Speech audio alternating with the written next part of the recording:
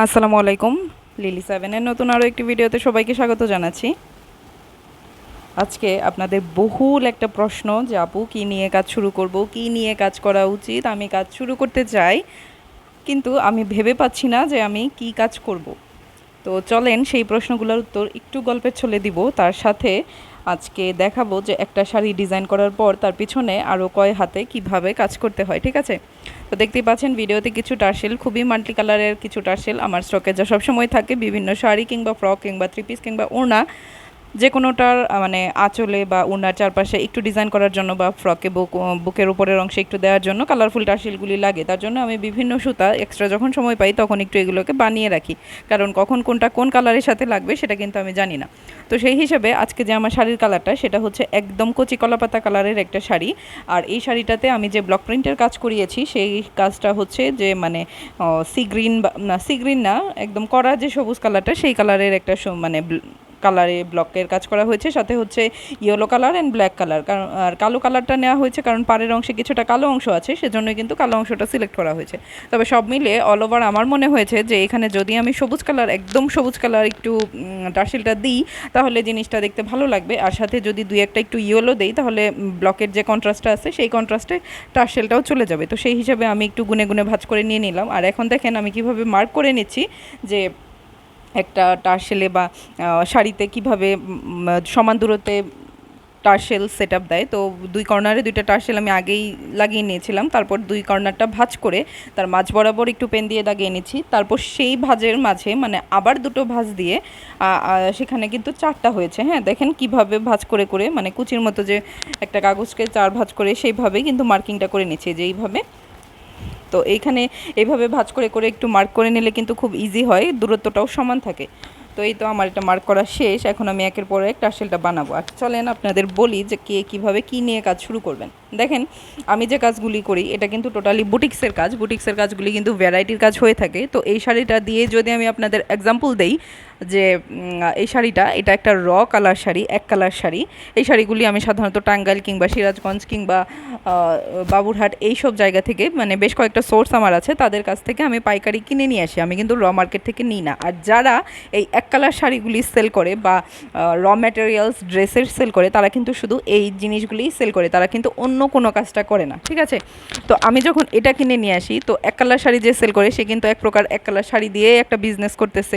দেখেন ওইখানে একটা ক্লাস চলে গেল, একজন চলে গেল যে শুধু শাড়ি দিয়ে বিজনেস করতেছে। ঠিক আছে, তারপর এই শাড়িটা আমি নিয়ে আসি, নিয়ে আসার পর আমি কি করি যে এই শাড়িটাকে আমার কারিগরের কাছে নিয়ে যাই, তাকে দিয়ে মানে বিভিন্ন ডিজাইন দিয়ে কালার দিয়ে বা মানে কিভাবে কোন শাড়িটাতে কী যাবে, আঁচলের অংশে কী থাকবে, মাঝে চিটানো থাকবে না কী থাকবে, অল ওভার তাকে আমি বুঝিয়ে দিয়ে তাকে দিয়ে এক কালার শাড়িটাকে আমি কালারফুল করে নিই, মানে ডিজাইনটা করে নিই।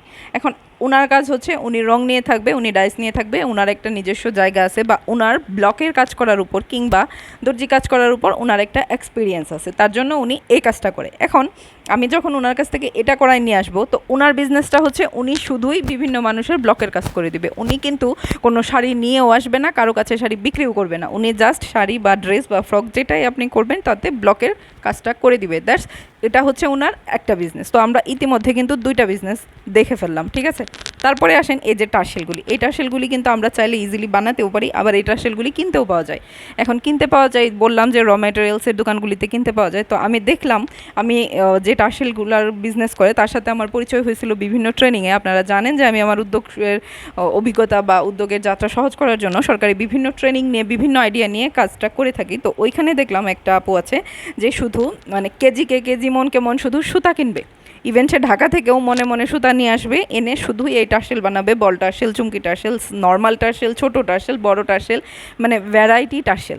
তো উনি দেখা গেছে যে 1 কেজি সুতা দিয়ে প্রায় যদি 400-500 টার্সেল বানাইতে পারে তো ওই এক একটা টার্সেলের দাম চলে আসে 8 টাকা 12 টাকা। তো এটা ওনার একটা বিজনেস। আবার এই যে দেখতেছেন টার্সেলে চুমকি বসানো, একটা লোক আছে যে মানে লোক আছে বলতে ওনারই কর্মী আছে যে টার্সেলের মাঝে সে শুধু চুমকি দিয়ে ডিজাইন করে দিবে, উনি মেইন টার্সেল বানাবে মাঝখানে পুঁতি দিয়ে, আর ওই লোকটার কাজ হচ্ছে উপরে চুমকি বসানো। তো এইখানেও কিন্তু ভ্যারাইটি, দুইজনের কাজ হয়ে যাচ্ছে, দুইটা বিজনেস হয়ে যাচ্ছে। তো দেখেন একটা শাড়ির কাজ শেষ করতে গিয়ে কিন্তু আমরা 4 শ্রেণীর মানুষের মানে ক্লাস দেখে ফেললাম।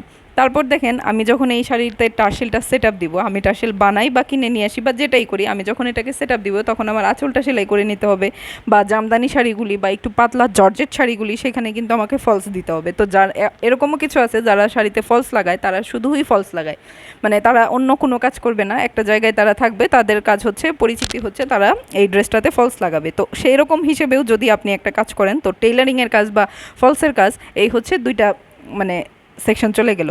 তারপর আমি এটাকে টেইলারিং করে মানে বর্ডার পার বা ফলস লাগিয়ে তারপর আমি এটাতে হচ্ছে টার্সেলটা দিলাম। তারপর এটাতে আমার শ্যুট নিতে হচ্ছে, আপলোড দিতে হচ্ছে, বা আমার কাস্টমারের কাছে বিক্রি করতে হচ্ছে। তো দেখেন একটা শাড়ি কতটা ধাপে ধাপে ধাপে ধাপে উঠে আসে।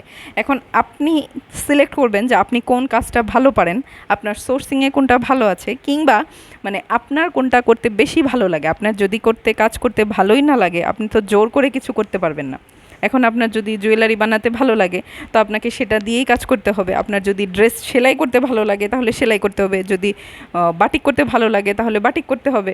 বা আপনার যদি রান্না করতে ভালো লাগে, আপনার যদি সেটাতে ভালো অভিজ্ঞতা থাকে, আপনাকে সেটাই করতে হবে। তো নিশ্চয়ই আমি বুঝাতে পারছি। এখন খেয়াল করে দেখেন আপনার কোন কাজটা করতে ভালো লাগে, কোনটা আপনার জন্য সহজ। তো ধন্যবাদ সবাইকে, ভালো থাকবেন।